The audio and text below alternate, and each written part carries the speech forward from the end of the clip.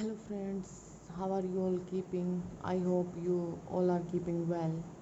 And today we are going to start a new topic which is very important for exam point of view, that is past continuous tense. We have completed in our last videos till past indefinite tense in detail. As usual जैसा आप जान रहे हो कि हम अपनी daily की class लेके आते हैं, और आज हमारे जो क्लास का टॉपिक है वो है हमारा पास्ट कॉन्टीन्यूस टेंस। और इसके जो मोस्ट ऑफ द फीचर्स हैं वो हम अपने प्रेजेंट कॉन्टीन्यूस टेंस में डिस्कस कर चुके हैं, वो कुछ ज़्यादा अलग नहीं होते हैं। इसके कुछ जो वर्ब वगैरह के चेंजेस होते हैं और जो एग्ज़ाम पॉइंट ऑफ व्यू से जो एक दो अलग कॉन्सेप्ट्स हैं वो आज हम विद एग्जांपल्स बिल्कुल अच्छे से डिटेल में डिस्कस करने वाले हैं। तो ज़्यादा टाइम वेस्ट ना करते हुए हम अपनी वीडियो को स्टार्ट करते हैं। और अगर आपको कोई भी दिक्कत होती है किसी भी क्वेश्चन के रिगार्डिंग या किसी कंसेप्ट के रिगार्डिंग, तो आप कमेंट सेक्शन में प्लीज़ पूछ लीजिए, कोई दिक्कत नहीं है, मैं आप टाइम निकाल के ज़रूर आपको रिप्लाई करूँगी। तो चलिए फ्रेंड्स, आज का अपना टॉपिक शुरू करते हैं, पास्ट कॉन्टीन्यूस टेंस।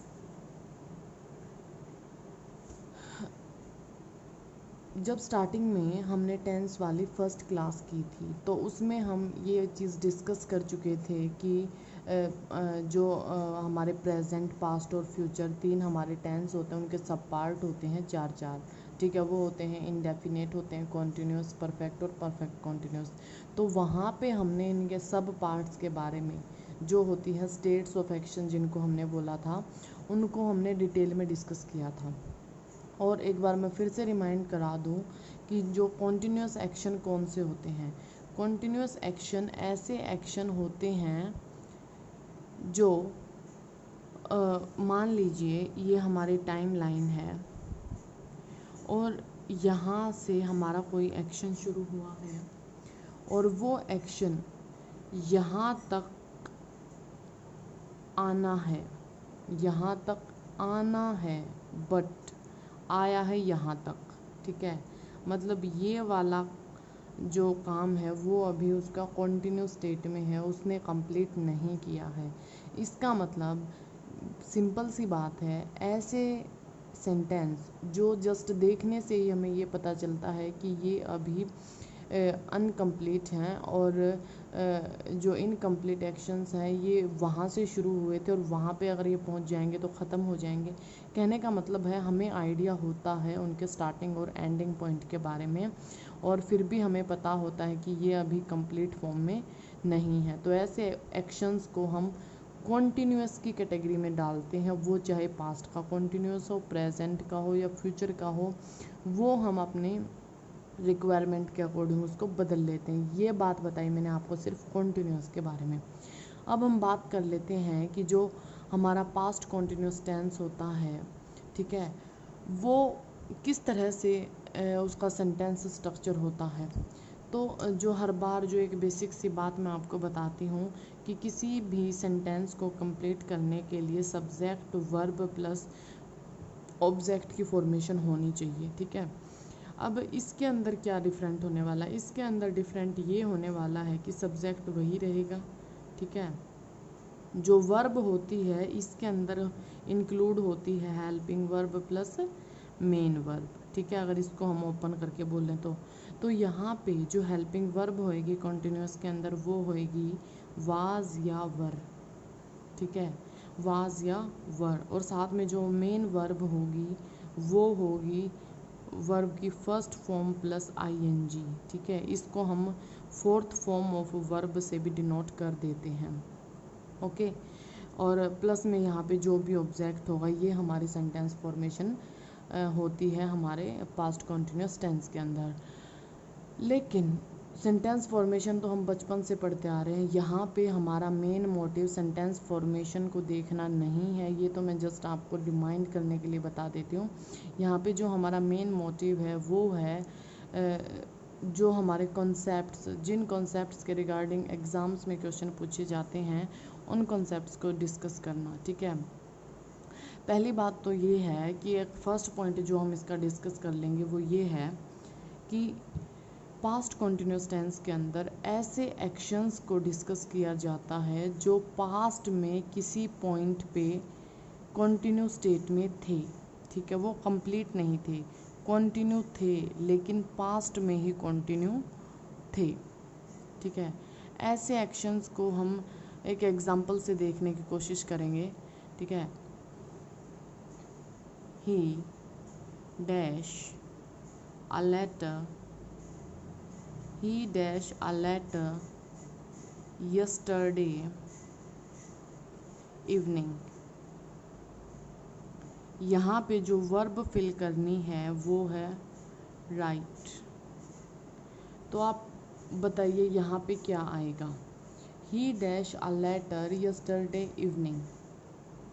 तो एक बात बताइए, ये बात हो रही है कल शाम की, ठीक है। कल मतलब हमारे लिए चला गया है, ठीक है, वो हमारे लिए क्या है, पास्ट है, ठीक है। तो एक बात बताइए, he dash a letter yesterday evening, ठीक है।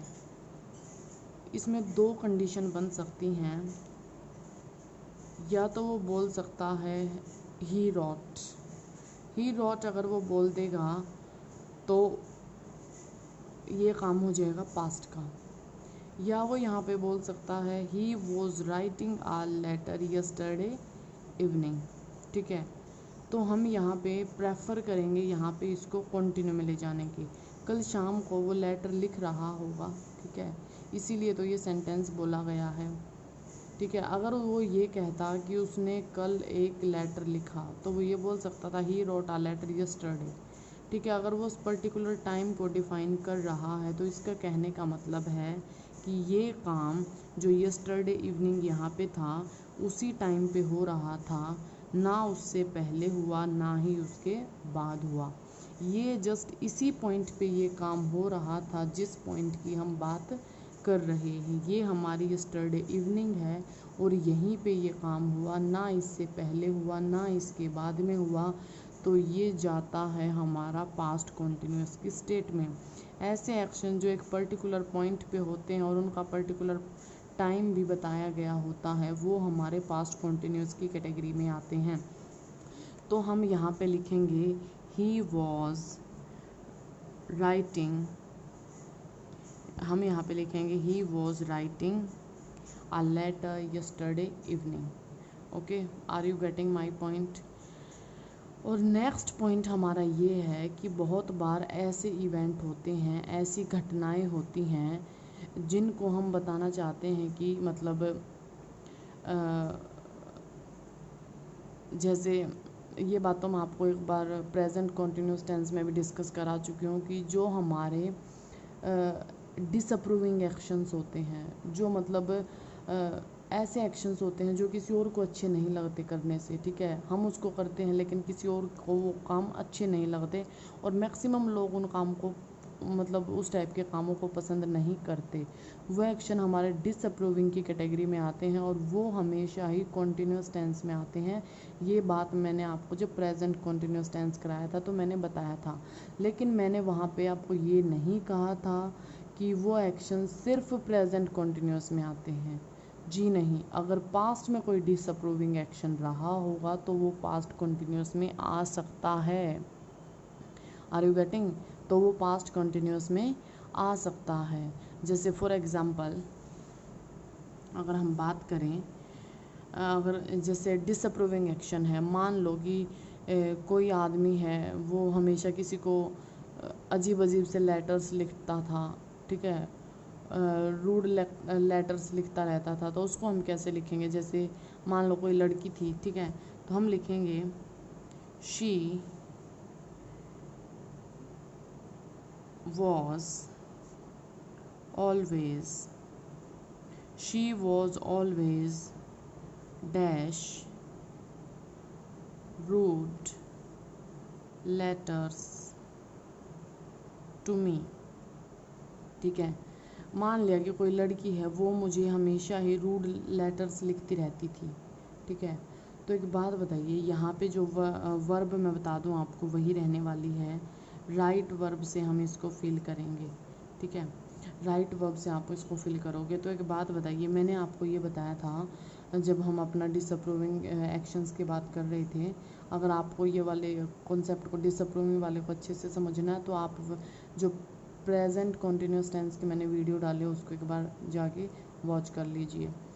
अदरवाइज़ आप यहाँ से इस बात को समझ पाओगे कि जो रूड एक्शंस होते हैं उनमें हमेशा ही एक वर्ड यूज़ होता है ऑलवेज। ऑलवेज वर्ड जहाँ भी आपको कंटिन्यू फॉर्म में दिख जाए, ऐसे एक्शन के साथ दिख जाए जिसको लोग पसंद नहीं करते हैं, तो समझ लेना यहाँ पे ये डिसअप्रूविंग एक्शन को शो कर रहा है। ठीक है, अगर वो रूड लेटर लिखती रहती थी और ऑलवेज ही वो ऐसा करती थी तो इसका मतलब यहाँ पे क्या आएगा, राइटिंग। ठीक है, she was always writing rude letters to me. ठीक है, तो इस तरह के जो एक्शन, जो मतलब रूड लेटर्स लिखना क्या सबको पसंद होता है? नहीं होता लोगों को पसंद। क्यों लिखे भाई किसी को रूड लेटर्स? तो इसका मतलब ये डिसअप्रूविंग एक्शंस होते हैं। ठीक है, तो ये भी हमारे कॉन्टिन्यूस में ही आते हैं। अगर पास्ट के होंगे तो पास्ट कॉन्टिन्यूस में आएंगे, और अगर प्रेजेंट के होंगे तो प्रेजेंट कॉन्टिन्यूस में आएंगे। ठीक है, ओके। अब हम बात कर लेते हैं कि कुछ ऐसे एक्शंस होते हैं जो हमें कई बार, मतलब कुछ कीवर्ड ही मैं आपको ऐसे बता देती हूँ, कुछ ऐसे कीवर्ड्स होते हैं जो अगर सेंटेंस के अंदर हैं तो हमें उनको देख के ही ये पता चल जाता है कि हाँ ये एक्शन पास्ट में कंटिन्यू फॉर्म में रहा होगा, पास्ट में कंटिन्यू रहा होगा। ठीक है, जैसे फॉर एग्जांपल वर्ड्स हैं हमारे while, when, still, at that moment,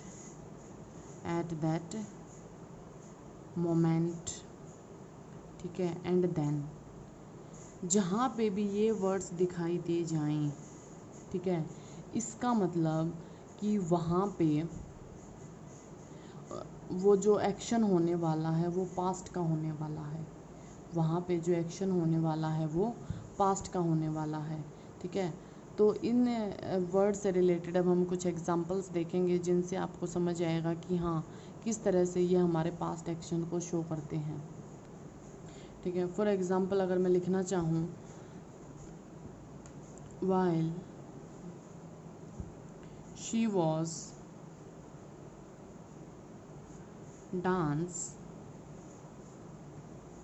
he was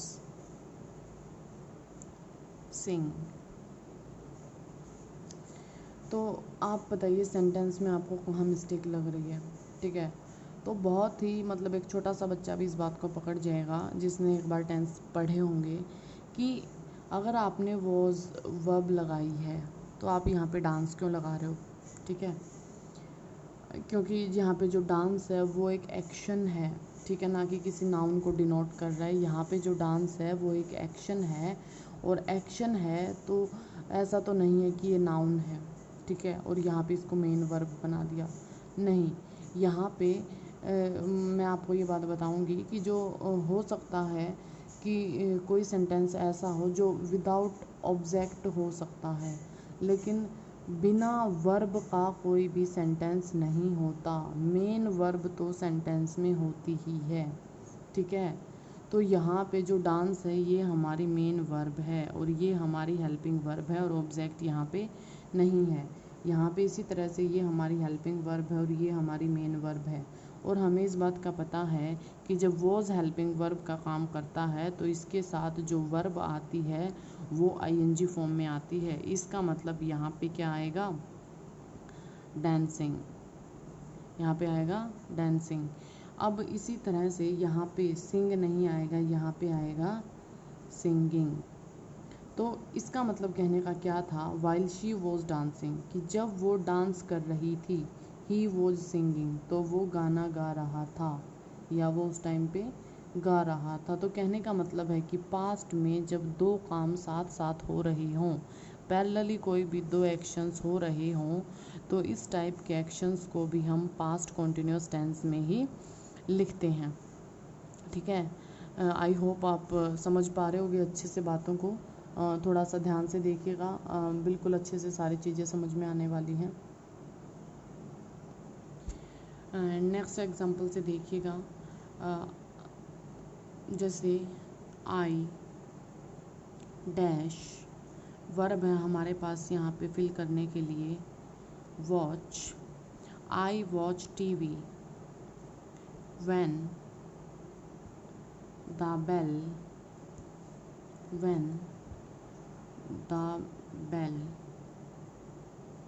wrong. अब एक बात को तो आप समझ ही गए होंगे कि अगर यहाँ पे रैंग है, वर्ब की सेकंड फॉर्म है, तो इसका मतलब ये बात हो रही है पास्ट की। और अभी मैंने ऊपर आपको बताया था कि ऐसा एक्शन जो सिर्फ एक पर्टिकुलर पॉइंट पे होता है, ना उससे पहले ना उसके बाद में, ठीक है, वो एक्शन हमारा होता है कॉन्टिन्यूस में। और अगर पास्ट की बात हो रही है तो वो एक्शन होता है पास्ट कॉन्टिन्यूस में, क्योंकि जो व्हेन होता है वो किसी पर्टिकुलर पॉइंट की बात करता है, ठीक है। व्हेन ड्यूरेशन की भी बात कर देता है कि मतलब जब कोई लॉन्ग ड्यूरेशन में कोई काम चल रहा हो वहाँ पे भी व्हेन यूज़ हो जाता है, लेकिन मेनली जो व्हेन यूज़ होता है वो एक पर्टिकुलर डेफिनेट पॉइंट के लिए यूज़ होता है। मीन्स यहाँ पे जो एक्शन हो रहा है वो जिस टाइम पे बेल बजी जस्ट उसी टाइम पे हो रहा है, ना उससे पहले हुआ ना उसके बाद हुआ। मतलब जो टीवी वॉच करने का काम है वो तभी हो रहा है जब वहाँ पे बेल बजी है। इसका मतलब यहाँ पे आएगा continuous tense, was watching. I was watching, I was watching TV when the bell rang. अब बहुत से लोगों ने ये पढ़ा होगा कि आई के साथ तो जो आई है वो हमारा एक प्लूरल सब्जेक्ट का काउंट होता है, तो वहाँ पे वर आना चाहिए। वर नहीं आएगा। वर के लिए एक अलग ही कंसेप्ट होता है, वो होते हैं हमारे मूड। और जो हम अपना 10th चैप्टर ख़त्म करके हम मूड वाला कॉन्सेप्ट पढ़ेंगे, जिसमें हमारा प्रेजेंट पास्ट सब्जेक्टिव मूड वगैरह होता है, ठीक है। वो किसी भी अगर हमें अपने एक्सप्रेशन को या किसी भी हमारी इंटेंशन को शो करना हो तो हम मूड वाले सेंटेंसेस का यूज़ करते हैं। तो इस बात का ध्यान रखना, आई के साथ वर नहीं आता, आई के साथ तो वॉज ही आता है। हालांकि दे के साथ आ जाता है वर, लेकिन आई के साथ तो वॉज ही आएगा, आई के साथ वर मत लगाना, ठीक है। तो ये तो वो वाले एक्शंस हो गए जब पैरेलली दो एक्शन चल रहे हों, उसी टाइम पे चल रहे हों जिस टाइम पे कोई दूसरा एक्शन हैपन हो रहा हो, ठीक है। वाइल वाले में क्या था कि वाइल वाले में दोनों ही एक्शन टाइम टेकिंग है, डांस भी टाइम टेकिंग है और सिंगिंग भी एक टाइम टेकिंग एक्शन है, इसलिए वहाँ पे वाइल यूज़ हुआ। इसे मैं कह रही थी ना कि जो वाइल होता है वो जो टाइम टेकिंग एक्शंस होते हैं उनको शो करता है, और जो व्हेन होता है वो जैसे बेल जस्ट बजी, एक टाइम टेकिंग एक्शन तो नहीं है, जस्ट बजी, इसका मतलब व्हेन इस टाइप के एक्शंस को डिनोट कर देता है, ठीक है। जैसे अगर कोई सेंटेंस हो कि जिस टाइम पे मैं पढ़ रही थी उस टाइम पे मेरी मम्मा खाना बना रही थी, तो बोल सकते हैं। जैसे किसी लड़की के बारे में अगर हम बात करें, जैसे she was studying when her mother was cooking food, तो कहने का मतलब है दोनों में ही पास्ट कॉन्टिन्यूस आएगा, क्योंकि दोनों एक्शन उसी टाइम पे पैरेलली हो रहे हैं और दोनों ही एक्शंस टाइम टेकिंग हैं, ठीक है। एंड एक एक्शंस और देख लिए, जैसे एक एक्शन और बताऊँ आपको, जब कोई मान लो कि जब कोई अंकुर नाम का कोई लड़का है और वो टीवी देख रहा है, तो उसकी सिस्टर उस टाइम पे सो रही है, तो हम बोल सकते हैं when Ankur was watching TV his sister was sleeping, ठीक है। तो कहने का मतलब है जो व्हेन है वो पॉइंट और टाइम टेकिंग दोनों टाइप के एक्शंस को बता सकता है, लेकिन जो वाइल है वो सिर्फ हमारे टाइम टेकिंग एक्शंस को ही शो करता है, ठीक है। ये बात तो हो गई हमारी व्हेन वाइल के बारे में, ओके। अब आगे कुछ और एग्जांपल से देख लेते हैं। जैसे अगला वर्ड, जैसे मैंने आपको यहाँ पे बताया था, जैसे व्हेन और वाइल से रिलेटेड तो हमने एग्जांपल्स देख लिए, स्टिल से रिलेटेड एक एग्जांपल देख लेते हैं। स्टिल किस तरह से इस टाइप के सेंटेंसेस में यूज़ होता है। इट वॉज स्टिल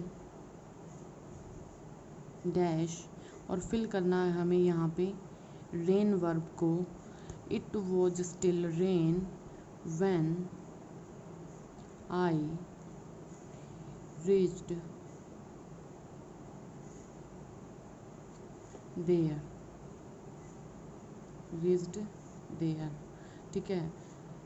मतलब जब मैं वहाँ पहुँचा, ठीक है, तो उस टाइम पे भी रेन हो रही थी। तो क्या आप फिल करोगे यहाँ पे, रेन या रेनिंग, हो रही थी, वो काम कंटिन्यू था पास्ट में, इसका मतलब यहाँ पे आएगा रेनिंग, यहाँ पे आएगा raining. It was still raining when I reached there. तो मैंने कहा ना, जब भी when, while, still, at, that, moment, then, इस टाइप के वर्ड आपको सेंटेंस में दिख जाएं तो समझ लेना कि वो पास्ट के एक्शंस के बारे में बात कर रहे हैं। और पास्ट के एक्शंस ही नहीं, ऐसे एक्शन जो प्रोग्रेसिव हैं, उस टाइप के एक्शंस की बात कर रहे हैं, ठीक है। और एक पॉइंट और होता है अगर हम इसमें डिस्कस करना चाहें, वैसे मैं आपको बता चुकी हूँ, उसमें स्टैटिक वर्ब मैंने आपको एक टॉपिक कराया है, उस वीडियो को आप ध्यान से देखना। इस वीडियो के लास्ट में मैं उसको आपको एंड में शो भी कर दूँगी, वो वाला वीडियो, स्टैटिक वर्ब वाला एक वीडियो है, वो वाला देखना। वहाँ पे आपको पता चलेगा कि चाहे पास्ट का, प्रेजेंट का, फ्यूचर का कोई भी कॉन्टिन्यूस टेंस हो, कुछ वर्ब मैंने वहाँ पे बताई हैं, वो वर्ब कभी भी कॉन्टिन्यूस स्टेट में नहीं जाती, बेशक से वो एक्शन पास्ट कॉन्टिन्यूस में क्यों ना जा रहा हो, ठीक है, वो वर्ब कॉन्टिन्यू में जाएंगी ही नहीं, ठीक है। अब वो आप देख लेना वहाँ से। अब इसी कॉन्सेप्ट से रिलेटेड एक दो एग्जांपल्स और देख लेते हैं, जिससे आपको ये और अच्छे से क्लियर हो जाएगा। जैसे अगर मैं एक एग्जांपल लिखूँ, आकार hit the man when he crossed the road। आकार hit the man when he crossed the road. तो आपको क्या ये सेंटेंस ठीक लग रहा है, ठीक है, देखो एक बार ध्यान से, आकार हिट द मैन, तो यहाँ तक तो ये सेंटेंस बिल्कुल ठीक है। When he crossed the road, इसका मतलब कि जब वो रोड को क्रॉस कर रहा था, पास्ट की बात हो रही है तो वर्ब की सेकंड फॉर्म लगा दी, तो इसका मतलब तो ये सेंटेंस ठीक होना चाहिए। लेकिन ये सेंटेंस ठीक नहीं होगा, यहाँ पे जो वर्ब आएगी वो वर्ब आएगी हमारी वॉज क्रॉसिंग। अब ये क्यों आएगी, ये इसलिए आएगी क्योंकि जो क्रॉस करने का काम है वो एक टाइम टेकिंग एक्शन है। क्रॉस करना, उसने मान लो ये रोड है, उसने यहाँ से चलना शुरू किया होगा और यहाँ तक वो पहुँचा होगा, तो उसने कुछ तो टाइम लिया है, ठीक है। तो ये एक टाइम टेकिंग एक्शन है और पास्ट का एक्शन है, इसलिए यहाँ पे कॉन्टिन्यूस आएगा, मीन्स पास्ट कॉन्टिन्यूस आएगा। इसी से रिलेटेड एक और एग्जांपल देखो, आपको और अच्छे से क्लियर होगा। जैसे अगर मैं इसी बात को लिखूँ, आकार hit the man when he turned around, when he turned around। इस सेंटेंस को देख के आपको क्या लग रहा है, ये सेंटेंस बिल्कुल ही ठीक है। और क्यों ठीक है, वो इसलिए ठीक है क्योंकि टर्न अराउंड का मतलब होता है घूमना या मुड़ना या जस्ट एकदम से टर्न करना, ठीक है। इसका मतलब ये जस्ट अ पॉइंट की बात है, बिल्कुल कुछ ही सेकंड्सों में होने वाला काम है, ये एक टाइम टेकिंग एक्शन नहीं है, इसलिए हम इसको जस्ट पास्ट से शो कर सकते हैं। ओनली जो पास्ट के टाइम टेकिंग एक्शन होते हैं, जो पास्ट में प्रोग्रेसिव होते हैं, वही हमारे पास्ट कॉन्टिन्यूस में जाते हैं, इसलिए यहाँ पे ये एक्शन बिल्कुल ही ठीक है। यहाँ पे व्हेन जस्ट एक पॉइंट को शो कर रहा है, यहाँ पे जो व्हेन है वो एक ड्यूरेशन को, उसके क्रॉसिंग की ड्यूरेशन को शो कर रहा है, ठीक है। और ये तो आपको मैं बता ही चुकी हूँ कि जो व्हेन और वाइल होते हैं दोनों ही कंजंक्शंस होते हैं, और जो इनके जो बैकग्राउंड में जो एक्शंस चल रहे होते हैं उनको शो करते हैं, ठीक है। बैकग्राउंड का मतलब है कि क्रॉस करना एक बैकग्राउंड एक्शन था जब कार ने हिट किया, ठीक है। जब आदमी टर्न कर रहा था, ठीक है, कार ने हिट किया तो उसका टर्न करने का एक्शन एक बैकग्राउंड एक्शन था, ठीक है। तो इस टाइप के जो एक्शंस होते हैं ये हमारे जो होते हैं टाइम टेकिंग एक्शन होते हैं, और बैकग्राउंड एक्शंस होते हैं उनको शो करते हैं व्हेन और वाइल, दोनों ही कंजंक्शंस। ओके, तो आई होप आपको यहाँ तक समझ आया होगा। अब यहाँ कॉन्टिन्यूस में लास्ट में एक कॉन्सेप्ट रहता है, उसको हो और हम अभी डिस्कस कर लेते हैं, बाद में तो बाद में ही होता है। जैसे कुछ एक्शंस ऐसे होते हैं, ये मैं आपको मतलब उसमें प्रेजेंट इंडेफिनिट में भी बता चुकी हूँ, और प्रेजेंट कॉन्टिन्यूस में भी होते हैं, और पास्ट कॉन्टिन्यूस में भी ऐसा होता है कि अगर हमने फ्यूचर के लिए कोई प्लानिंग कर रखी है नियर फ्यूचर के लिए, तो हम उसको कॉन्टिन्यूस में लिख सकते हैं, ठीक है। ये मैंने आपको बताया था प्रेजेंट कॉन्टिन्यूस में। लेकिन अगर बात आ जाए पास्ट कॉन्टिन्यूस की, इसका मतलब पास्ट में हमने कोई प्लानिंग की होगी फ्यूचर के लिए, जो हमने उस टाइम पे बात कही होगी, तो उस टाइम के टाइप के एक्शंस भी आ जाते हैं। जैसे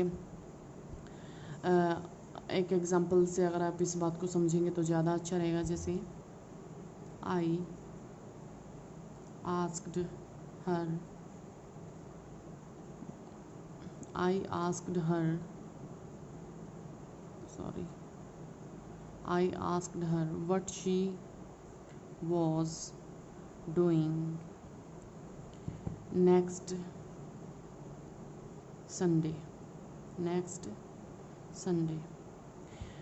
अगर आप इस सेंटेंस को ध्यान से देखें तो ये हमारा इनडायरेक्ट, आपने पढ़ा होगा ना डायरेक्ट और इनडायरेक्ट, जो नरेशंस होते हैं उसमें हमारा ये इनडायरेक्ट सेंटेंस है, और यहाँ पे ये इंटेरोगेटिव है, और उसने इंटेरोगेट क्या किया है कि वो मतलब नेक्स्ट संडे क्या कर रही है। लेकिन यहाँ पे वो पास्ट में क्यों लिखा गया, क्योंकि जो ये बात है उसने पास्ट में ही पूछी थी, और पास्ट का तो फ्यूचर भी पास्ट ही होता है और प्रेजेंट भी पास्ट ही होता है। तो अगर हमारा जो मेन पार्ट है वो हमारा पास्ट में आ गया, तो बाकी बचा हुआ पोर्शन भी पास्ट में ही आएगा। उसने पास्ट में ही क्वेश्चन किया था, और जिस फ्यूचर की वो बात कर रहा था वो भी पास्ट ही होगा। वो ऐसे नहीं कह सकता कि what will you do next Sunday, या मतलब what are you doing next Sunday, क्योंकि वो फिर प्रेजेंट या फ्यूचर में चले जाएंगे। तो पास्ट का तो प्रेजेंट भी पास्ट ही होता है और फ्यूचर भी पास्ट ही होता है। इस बात को आप ऐसे ही समझिए। जैसे अगर एक सेंटेंस और लिखूं, he was leaving that night, he was leaving that night, इसका मतलब उस रात वह छोड़कर जा रहा था, ठीक है। जा रहा था मतलब एक ड्यूरेशन का काम है, ठीक है, एक टाइम टेकिंग एक्शन है। तो लेकिन ये पास्ट का है, मतलब छोड़ने वाला था, उसने इस चीज़ के लिए डिसाइड कर रखा था कि he was living that night, कि वो उस रात वहाँ से छोड़कर चला जाएगा। इसका मतलब उसका जो नियर फ्यूचर था वो उसको पता था कि मैं यहाँ से छोड़ के चला जाऊँगा, तो उसने लिखा he was living that night.